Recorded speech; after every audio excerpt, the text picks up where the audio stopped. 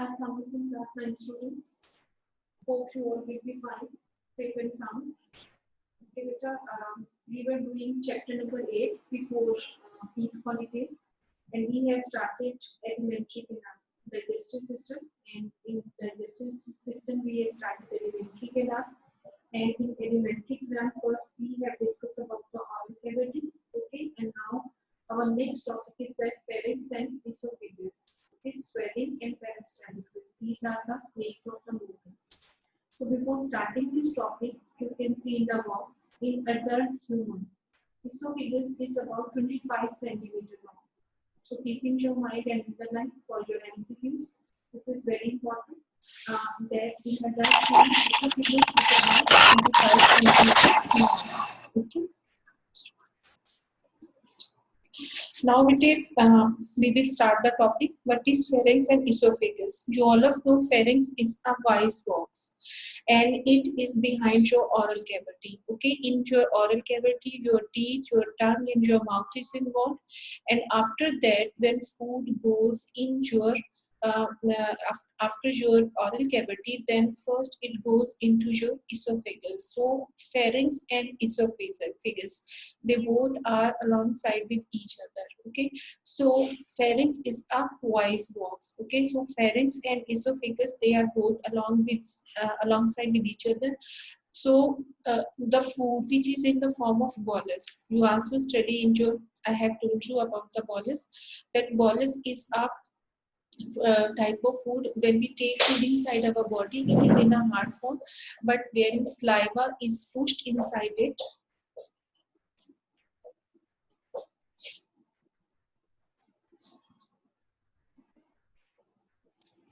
so when food is pushed inside your mouth, so because of your saliva, it convert into slippery and slippery mass. So this slippery mass is called a bolus. Okay, so now we will start. It's esophagus. Okay, what is that? Pharynx. So in this pharynx and esophagus, some important movements are happened.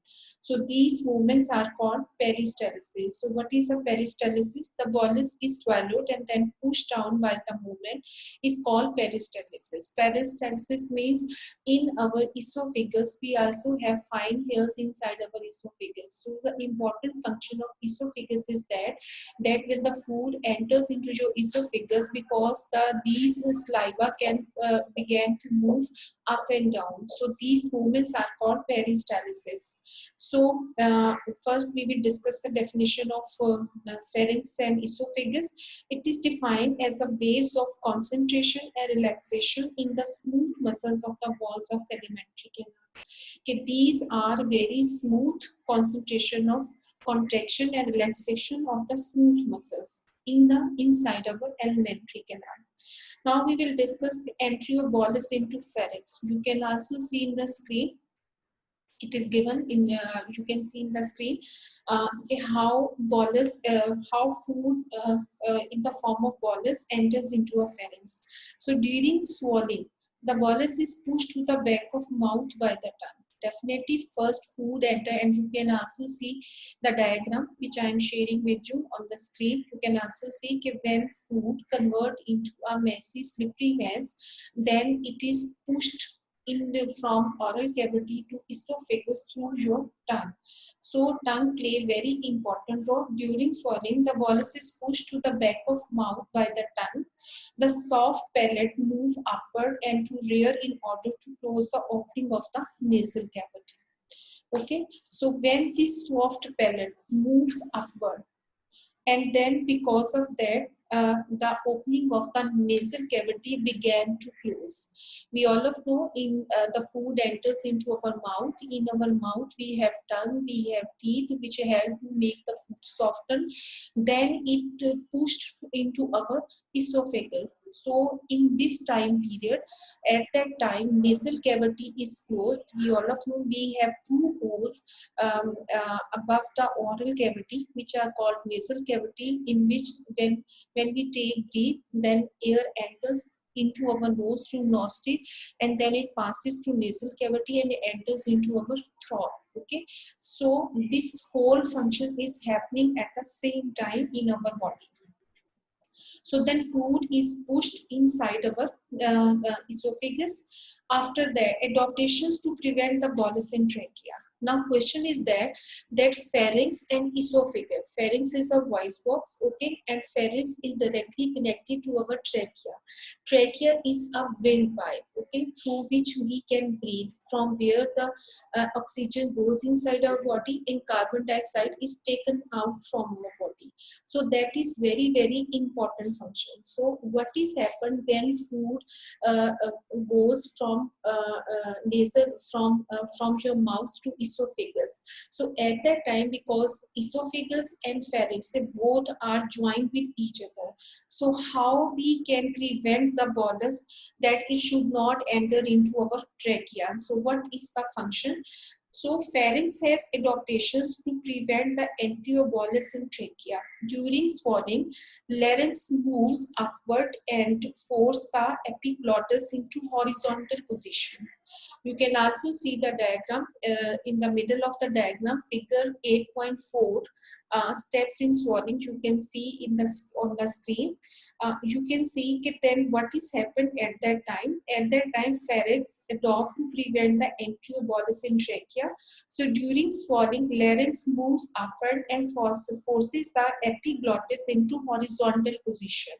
Thus, respiratory tract is closed. So when food is pushed from oral cavity to esophagus, at that time, pharynx move upward and close its path for a while, for a second. Okay, so at that time, thus the respiratory tract is closed. The beginning of the swallowing action is voluntary, but once food reaches the back of the mouth, swallowing becomes automatic. So this is very simple. So at that time, for a while, that respiratory tract is closed and the food is directly pushed into the esophagus, and this is happening again and again, and because of that, the food is completely pushed inside the esophagus. Now we will discuss what is happened in the esophagus. So we can see, you can also see on the screen the last paragraph of your page. After being swallowed, the food enters the tube called the esophagus. Okay, so you can see this is second last paragraph. After being swallowed, food enters the tube called esophagus. Okay, so food pipe is also called esophagus, which connects the pharynx to stomach. So this is very important point, that which connect the pharynx to your stomach. So neither pharynx nor the esophagus contributes to digestion, and the previous digestive actions of saliva continue. So what is happened in that point? Pharynx nor the esophagus contribute to digestion. In that place, when food enters into the food pipe in the esophagus, at that time it is not digested. It is just in the form of pellet and it is just swallowed. It is just pushed towards to your stomach. So pharynx is that which is connected from which connected the esophagus to the stomach. Now we will discuss the digestion of food in stomach, that how this is happened. I also have told you peristalsis. Peristalsis move food from one oral cavity to rectum. Okay, peristalsis is defined as the waves of contraction and relaxation. I have told this definition before starting this topic. There are two types of movements happening in this stage. First is called peristalsis and second is called swallowing. So peristalsis is defined as the waves of contraction and relaxation in the smooth muscles of alimentary canal walls, and swallowing is that in which the food is converted, the bolus is converted in the form of pellet in a mass slippery food and pushed from your oral cavity, from your tongue into your esophagus. Okay, so after that, what is happened in the stomach? Okay, so what is happened in the stomach, we can observe. Look at the next page. Okay, this is given on next page in your book. Okay, what is happened in the stomach? So before starting the stomach, we will discuss the parts of the stomach and how many parts it consists of. First, we will discuss the definition and location of the stomach. So stomach is the dilate part of the alimentary canal. Dilate means that is a fragile. It is a spreading part of the alimentary canal.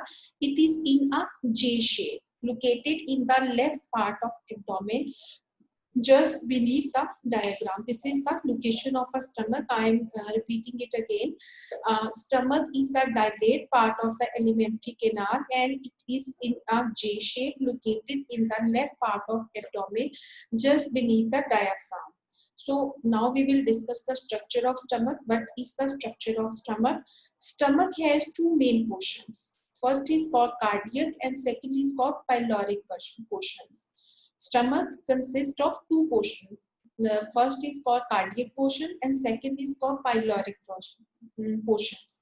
So what is the difference between two? The cardiac portion is present immediately after esophagus, and the pyloric portion is located beneath the cardiac portion. So if you keep in your mind, you also have seen the figure of stomach, that it is like a J shape. The early part of the stomach, which is connected with the esophagus, that is called a cardiac portion. And the part of the figure which is connected with the, which is starting from cardiac to the your intestine, that is called a pyloric portion. Okay, so now we will discuss that what is happening inside these portions. So you see in your book on the next page, you can see stomach has two main portions, cardiac and pyloric portion. The cardiac portion is present immediately after esophagus, okay, and the pyloric portion is located beneath the cardiac portion. So now there is another important thing in the structure of stomach, and that are called sphincters. What are sphincters? Stomach has two sphincters. What is the meaning of sphincter? Opening which are guarded by muscles.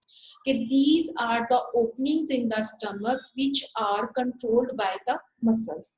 And we all of know that our body is made up of different and many types of muscles, and and these all muscles perform different functions. You can also see the diagram of stomach. Okay, it is like a J shape. Okay, and you can also see the part of the stomach which is connected with the esophagus, that is called a cardiac portion, and the lower part of the stomach which is connected with the small intestine. You can also see in the figure, that is a duodenum. Duodenum means it is the earlier part of your small intestine. So the lower part which is connected with your small intestine, that is called a pyloric portion.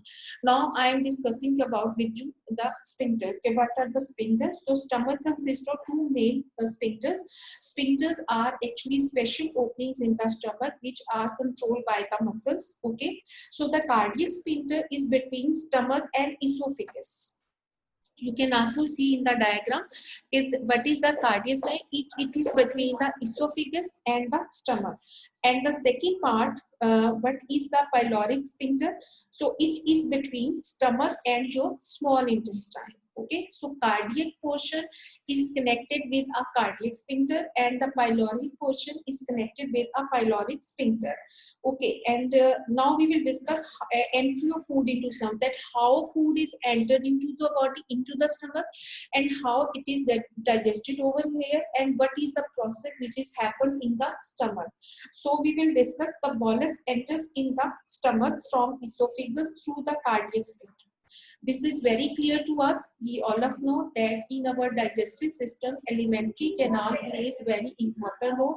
It is started from our mouth till our anus. So the early part of our digestive system is started from esophagus. Okay, from mouth it is starting with esophagus, and you can also see the figure in the screen. Esophagus is connected with the early part of the stomach, which is called a cardiac portion, and it is connected a cardiac sphincter. So first food enters into the stomach through esophagus from your oral cavity in the stomach in cardiac portion. So first it is entered into the cardiac portion, cardiac sphincter. So how digestion is happen? I will discuss these points. Okay, I will discuss these points in numbers. So the first step of digestion in stomach is that when food enters into the stomach, the gastric juice is secreted by gastric glands found in the stomach wall. It is composed of mucus and hydrochloric acid. So when look at the screen and observe the figure, when food enter from esophagus to cardiac portion, to cardiac sphincter. Okay, so inside the stomach there is a special juice began to produce, which is called gastric juice, and this gastric juice is produced by a gastric glands, and these gastric glands are found in the walls of the stomach. I also have told you in our body we have different system, and among these system we also have a gland system inside our body, and this gland system uh, uh, collectively called endocrine system. Okay, so we have different types of glands inside our organs, and they produce fluids inside our organs which perform different functions inside our body.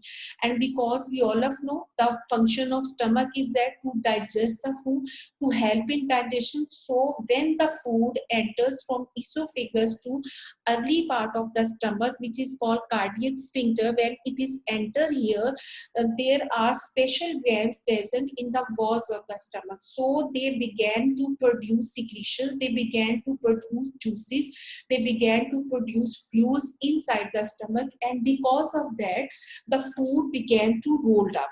Okay, so it began to roll up inside the stomach.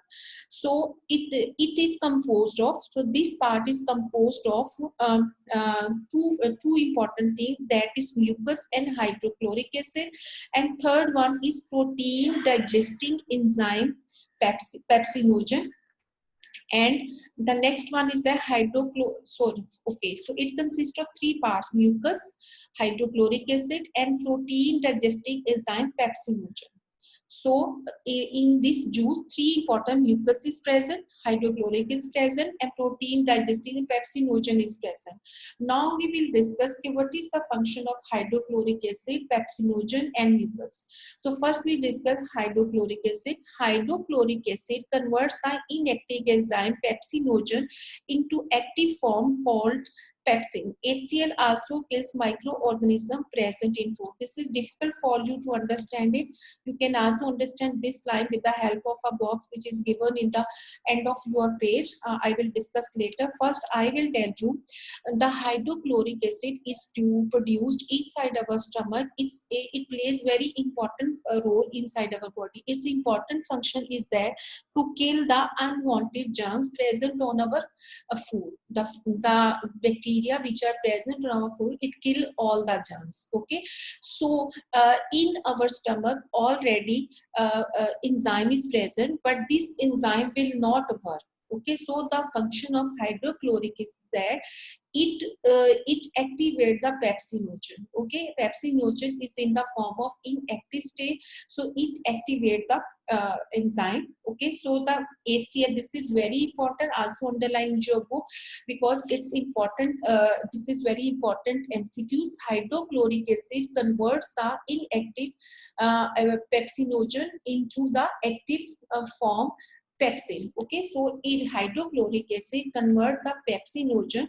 Pepsinogen is an inactive stage and it converts them into a active stage which is called a pepsin. It converts into pepsinogen to pepsin. Okay, and the next is that pepsin partially digests the protein portion of the food into polypeptides and short peptide chains. So what is the important function of pepsin? Pepsin is an enzyme and its important function is that it digests the protein portions of the food into polypeptides. Okay, in the small portions of proteins and shorter peptide chains. So in stomach, food is further broken apart through a process called churning. Okay, now churning is another important thing. You can also underline in your book. In stomach, food is further broken apart through a process called. So this is a process in the early part of the stomach. The food is most converted into a liquid and soft form. soft form. But when it comes into a next part, so at that time what is happened over there, in further food is broken apart through a process called churning. The walls of stomach contract and relax, and these movements help in through mixing of the gastric juice and food. This is very important function of stomach. It all time when the food enters inside our body, it contract and relax. The walls of the stomach, when they begin to contract and relax, this process is called churning. Actually, they convert the food into more digestible form. Okay, so the food becomes more softened, and at that time, enzymes and gastric juice are mixed with that food. So the churning engine also produces heat, which helps to melt the lipid contents of the food. Yes, we take different types, and in previous pages we also discuss in a detail that we all people need a balanced diet, and balanced diet means that we should have to take carbohydrates, we should have to take vitamins, we should have to take proteins, we should have to take fats, we should have to take carbohydrates. So when this food enters inside our body, so different enzyme began to work. They help to digest that enzyme inside our body. So when this food comes into air, so the process of churning is started, and what is happened at that time, the food because of this section, because when the walls of the stomach going to be contracts and relaxed, so because of that what is happening, so because of that the stomach will be heat up. Okay, so when it will be heat up, so because of that heat up, and it helps to melt the lipid contents of the food. So the lipid contents which are present in your food, it helps to digest them, and this is very important. This is a common thing. So that's why the people said that we should not take bath after taking meal, because after taking meal, after 20 minutes of your meal, when you have taken the meal, after 20 minutes your stomach began to start digestion. So because of that, churning is happening inside the body, inside the stomach, and because of that your body is going to be warm up, and because of that because this churning help to melt the content of lipid present in the food. So we should not take bath. Because of that many people can call by paralysis. Paralysis is a disease in which sometimes one part of the body and sometimes right side of the body or left side of the body do not work properly, because it directly affect on the brain, and because of that it affect on your body system. Okay, so we should not take bath after taking meal. Okay, we were discussing about the churning. Okay, so after that the starch and the proteins in our food have been partially digested, and food has been converted into a soup like mixture called chyme. So what is happened over there? So when first the food convert into bolus, when we taken from our mouth, when it comes into our esophagus, then it converts into in the form of pellet. When it comes into our stomach, it convert into a soft liquid form. And when it comes into our, after that, the starch and proteins which are present in our food, they convert in our food in our stomach in the form of soup-like substance, soup-like mixture which is called chyme. Okay, so after it the pyloric sphincter allows a little mass of chyme to enter duodenum. So what is happened at that time? So it allows us, it allows the food to enter. So the function of stomach is ended, and it allows the food to enter into our small intestine. Okay, so before discussing the small intestine, I want to discuss with you the information which is given on page number 160 in your book. You can also see page number 160. This is a box you can also see on the screen under the diagram. An interesting problem is raised here. Pepsin is a powerful protein digesting enzyme. Yes, this is true. Pepsin is a powerful protein digesting enzyme. So why does not it digest the stomach walls, which are mostly proteins? This question is very interesting and important. That the enzyme pepsin is a very highly strong protein enzyme, and the walls of the stomach is also made by proteins. So question is that why this enzyme do not work in the stomach medium? Why it is not working if the walls of the stomach is made by protein? So what is the reason? So we saw that pepsin is not released in its active form. So what is its actual solution? What is its actual answer? We know that pepsin is in active form. It's secreted as inactive pepsinogen. So how do we get pepsin in the stomach? We get pepsin from pepsinogen, and pepsinogen is in an active stage in the stomach. So because of that, HCl, so which required HCl for activation. So the mucus of gastric juice forms a thick containing cover the inner walls of the stomach. So how it becomes active? The walls of the stomach produce a mucus, okay, and this mucus is made by with the help of hydrochloric acid. Gastric juice forms a thick coating cover the inner walls of stomach and utilizes the HCl there. It makes pepsinogen difficult to be activated and to attack stomach walls. If I explain you in simple words, simple answer is that pepsinogen produce in active stage in the wall of the stomach. So when we in an inactive state, so the walls of the stomach is produce a thick coating cover due to HCl. So HCl is the main content in the stomach walls which digest the food, which convert the inactive enzyme pepsinogen into pepsin form. Okay, so I hope you understand it, okay, what is happening inside the body of the stomach. So in this way the food is entered into the body and it is digested. Okay, so if you see page number 161 in your book, you can also see another information, and you can see that some quantity of gastric juice is always present in stomach. All time some quantity of gastric juice is already present in the stomach, and we all of know gastric juice produced by gastric glands, and these gastric glands are the part of your endocrine system. So when it enters in the stomach, when bite is in oral cavity, brain send messages to stomach walls to secrete some gastric juice. Answer is very simple.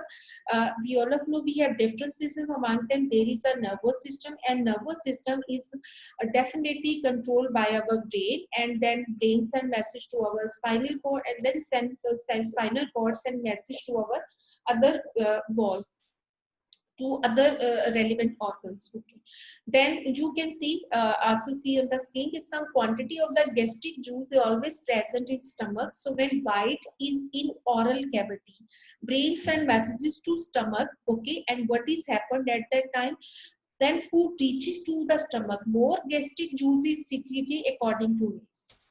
I have told you that in the walls of the stomach, gastric juice is already present. Okay, and it is produced by the walls of the stomach, and the wall of the stomachs are made by proteins. Okay, so when food reaches stomach, more gastric juice is secreted according to needs. If there is little or no protein in food, stomach does not secrete more gastric juice. Okay, so on the other hand, you can see the scale. On the other hand, if one proteins are present in food, abundant gastric juice is secreted. The important function of gastric juice is that to digest the protein. So if there is only if there is only one protein is present, it will definitely produce. If there is more proteins are in the food, it will be abundant gastric juice is secreted in the walls of the stomach. So in this case already present gastric juice begins the digestion of huge proteins into peptides. And definitely we also know that when proteins enters into our body in the form of food, they are broken by protease enzyme, and they convert that proteins into a chains of amino acid, and there are 20 or 22 chains of amino acids inside our body. So this is the function. When the food entered into the stomach, the walls of the stomach are made by proteins. They produce gastric juice in that food, and because of that, they help to digest the proteins and convert them into a peptides. So these peptides stimulate some cells of stomach walls to release a hormone called gastrin. So this is very important. What is gastrin? Give its function. You can also see these questions on your screen. This is very important. Why this is very important? Because these questions comes in your board exam. So you have to underline. If anyone asks you what is a gastrin, where gastrin is produced, so it is these peptides stimulate some cells of stomach walls or release a hormone called gastrin. So this hormone enters blood and it distributes to all parts of the body. In stomach, it has specific effect and stimulates the gastric glands to secrete more gastric juices. So uh, the process is very simple. When food is entered in the form of proteins in the stomach, the walls of the stomach, which are made by proteins, they produce a special juice which is called a gastric juice. It converts that proteins into a peptides, the short form of proteins, and then if the ratio of proteins is increased, so the ratio of gastrin will be increased. Gastrin is a special hormone which is produced by the gastric glands, and gastric glands, I have told you, our body consists of different types of systems. Among them, there is a important system is called endocrine system. It all consists of a glands, and these all glands produce special hormones inside our blood. So sometimes we have very important this is not written in your book, but this is related to your subject. So I'm telling you that what is happening over here. So answer is very simple, that different types of glands are produced inside our body, and among them there is a pituitary gland which is present in our brain, and its important function is to control our body when there is a emergency situation, when we saw some fear, and when we saw some and when we are very excited. So there are different situations. Okay, so now you will see in digestion, when food reaches into your stomach, okay, the starch in our bite or bread and the protein in mutton have been partially digested, and the food has been converted a soup-like mixture which is called chyme. So underline the definition of chyme. This is very important. You have to write the definition of churning. This is very important. You have to write this question, answer of this question. What is gastrin? Give its function. It is given. I have underlined in the book. You can also see on the screen. Okay, that you can see. Then gastric juice begins to digestion of huge proteins into peptide. These peptides stimulate some cells of stomach walls to release a hormone called gastrin. So this hormone enters blood and is distributed to all parts of the blood. In stomach, if it has specific effect and stimulate the gastric glands to secrete more gastric juice.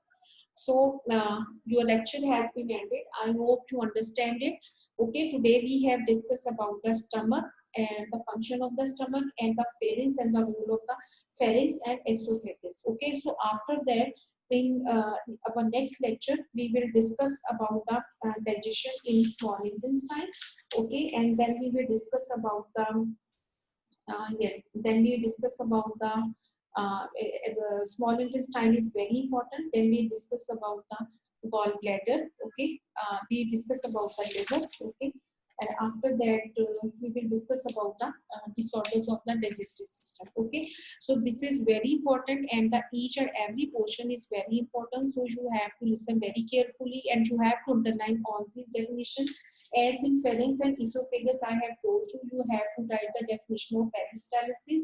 You have to write the definition of, you have to write the process, how bolus becomes the part of your esophagus. After that, and you have to write the definition of stomach. What is the stomach, where it is located? You have to write the definition of parts of the stomach, into how many portions it can be divided, and what are the cardiac and pyloric sphincters.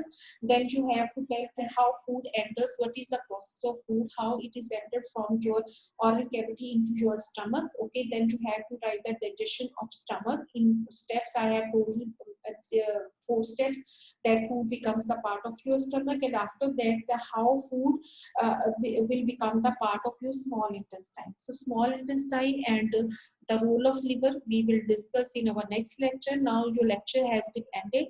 If you have any question, if you have any confusion, you can ask the question, raise your hand. Thank you so much.